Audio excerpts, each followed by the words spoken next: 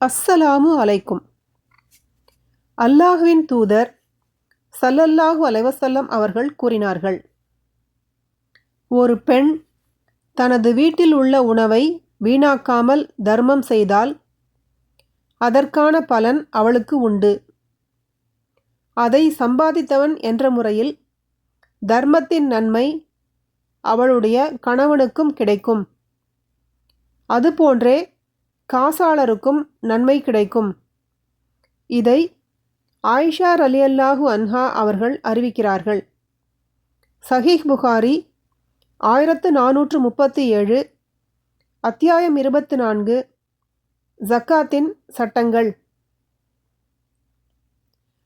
நபி ஸல்லல்லாஹு அலைஹி வஸல்லம் அவர்கள் கூறினார்கள், தமக்கு கட்டளையிடப்பட்ட தர்ம காரியத்தை செயல்படுத்தக்கூடிய அல்லது அதற்காக வழங்கக்கூடிய நேர்மையான முஸ்லிம் காசாளர் அதை முழுமையாகவும் குறைவின்றியும் மனப்பூர்வமாகவும் வழங்கும்போது தர்மத்தில் பங்கு வகிக்கும் இருவரில் ஒருவர் ஆவார்.